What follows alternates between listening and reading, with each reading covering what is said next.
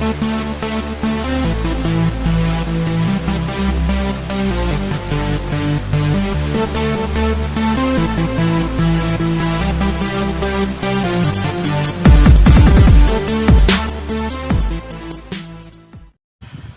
happy Saturday racing, bayang karerista. Shoutout lang tayo saglit. Happy racing kay Boss Sheena Pakay at kay Boss Angela Sobonsolin at mga tropang bingo ng area di Caloocan. Pagbate galing kay Boss JR De Vera at shoutout na rin kay Consi Darwin Awisia at Consi Ninong Rod Black Samana. Pagbate galing kay Boss JR Kabansag.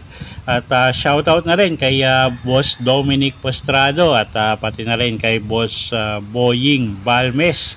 Okay, salamat po sa suporta. So Saturday racing tayo at Jockey's Day Racing Festival tayo, no? So no bearing no effect. So asahan natin yung mga ilang buwan pinagbabiyahe ng mga koneksyon ilalabas ngayon. So medyo may kahirapan yung karera natin. 10 karera tayo for Saturday racing. Start time alas 3 ng hapon. Simulan na natin. Race 1, start ng first pick 6. Class 5 placers, distansya 1,400 meters. Okay, first choice natin dito, kalahok numero 4, Magical Sap. Si El Advincula yung re-renda dyan. Medyo mainam naman yung mga huling takbo nito at medyo consistent nga sa timbangan. So tingin ko medyo malaki panalo ngayon, no? Numero 4, Magical Sap. First choice natin yan.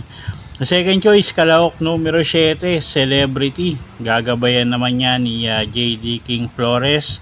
At ayan, gamay nung hinete. Basta ilabas nung koneksyon, tingin ko malaki panalo, no? Third choice natin dito, Pangdehado. Kalahok numero 9, Super Hawk. Gagabayan naman yan ni JD Huko. Okay, so sa race number 1, first choice nga natin, kalahok numero 4, Magical Sap.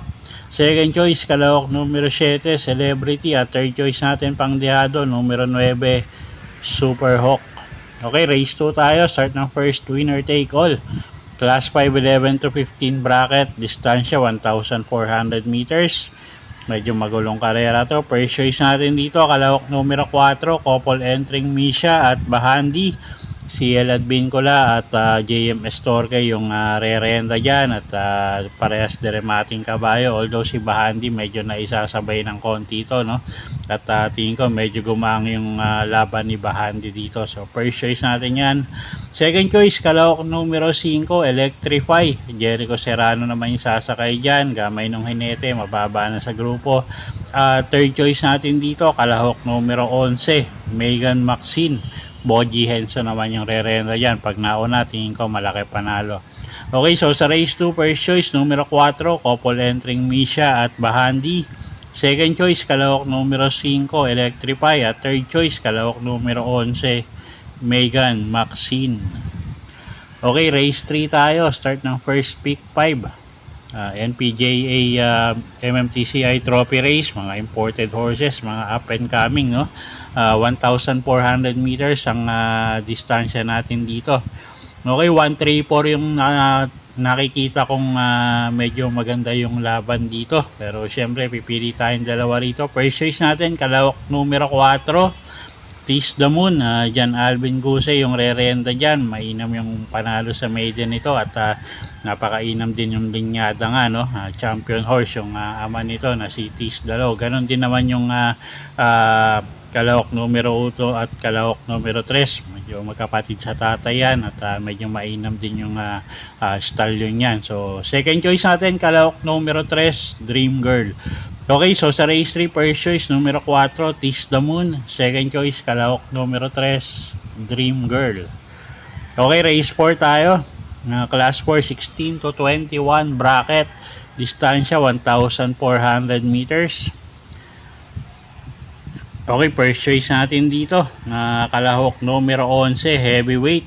Boji Henson yung sasakay dyan. Napakainam ng huling tinakbo nito at gamay naman ng hinete, maganda rin yung post position niya. So tingin ko walang magiging problema, no? First choice natin yan. Second choice, kalahok numero G's, Domsat 7.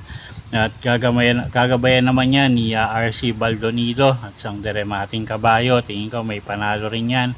At pwedeng pangsama, no, pangdehado, yung kalahok numero 2, Matikas, at kalahok numero pwede na rin isama yung kalahok numero 8 na si Take a Chance na galing sa bakasyon. Okay, so sa race 4, first choice kalahok numero 11, Heavyweight. Second choice kalahok numero 10, Domsat 7, at pwede nang pangsama yung kalahok numero 2, Matikas, at kalahok numero 8 na si Take a Chance.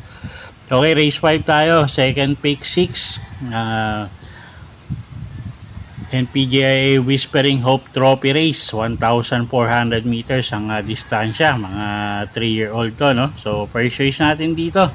Yung kalahok numero 5, couple entering True Dogma at Brig Leftover. Medyo mainam naman yung tinakbo nito sa maiden stakes race nila, so tingin ko medyo lamang tong dalawang to rito.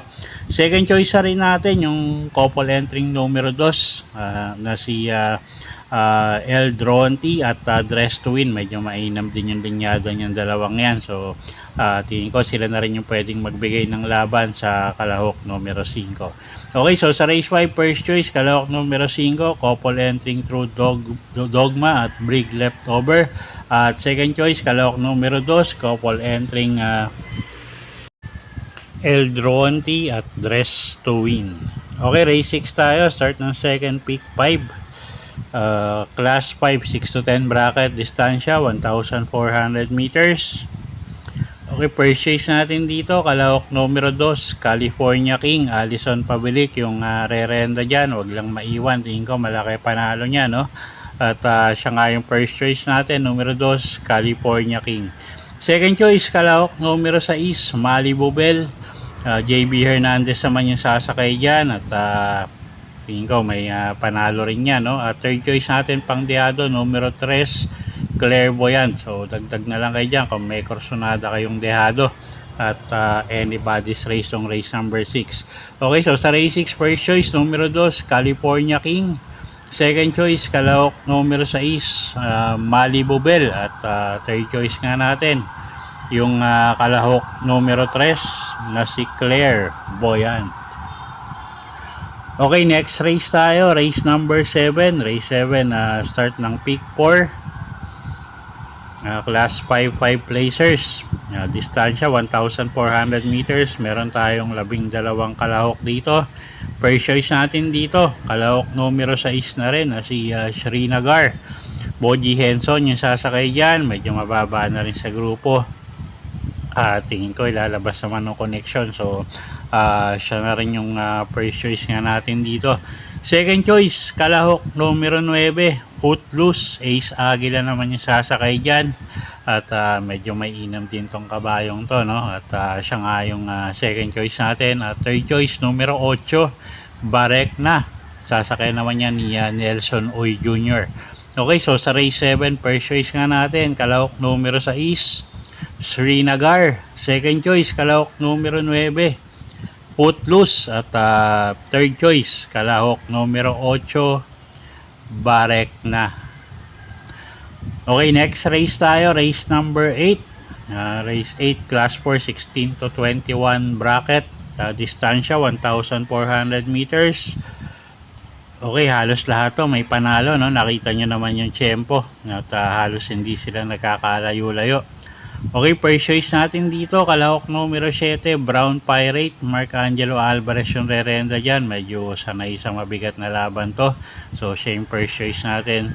Second choice kalahok numero 10, Player Andre. Yan Paul Guse naman yung sasakay dyan. At medyo maganda yung post position niya, nasa labas. At pwedeng pangsama yung kalahok numero 8 na si Batang Kangkalu. At yung kalahok numero 9 na si Gintong Hari. Okay, so sa race number 8, purchase nga natin kalahok numero 7, Brown Pirate.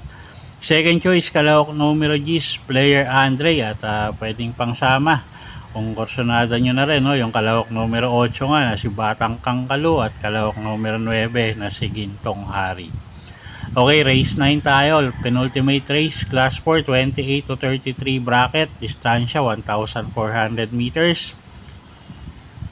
Okay, tingin ko medyo lamang to. Kalahok numero 8, Hey Jojo. At nagsilbing batak nga lang yung unang takbo nito nakaraan, no? At medyo mabigat yung nilabanan niya ron. So, tingin ko ngayon gumaang yung laban. So, tingin ko medyo lamang to. Pati sa preba, medyo lamang siya, no? So, tingin ko medyo matibay nga yan. At kung pwedeng singlein, sisinglein ko na yan.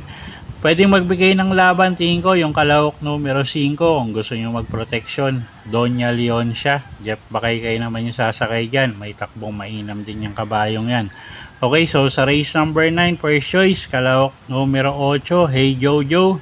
At second choice natin, kalahok numero 5, Doña Leon siya. Okay, race 10 tayo. Last and final race for the day. Class 5, 6 to 10 bracket, distansya 1,400 meters. First choice natin dito, kalahok numero 11, Ayuda. Mart Gonzales yung re-renda dyan. At gamay naman ng hinete, isang diremating kabayo. At tingin ko malaki panalo, no? Second choice natin yung kalahok numero 4 na rin, na si Isla Puting Bato. Gagabayan naman yan ni Alison Pabilik. At gamay din ng hinete yan, regular rider niya, so isang diremating kabayo rin. At pwedeng pangdehado, no? Kalahok numero 6, Hot Legs, Boji Henso naman yung sasakay dyan. Okay, so sa race 10, first choice nga numero 11, Ayuda. Second choice, kalahok numero 4, Isla Puting Bato. At pangdehado natin, kalahok numero 6, Hot Legs. Okay, so yun po yung mga giya natin para sa araw ng Sabado, April 26, 2025. Sana po yung makatulong sa pagpili nyo ng mga tatayaang kabayo. Inuulit ko po, kayo pa rin po masusunod kung saan nyo itataya yung pinagpaguran yung pera. Good luck po at happy Saturday racing, bayang karerista.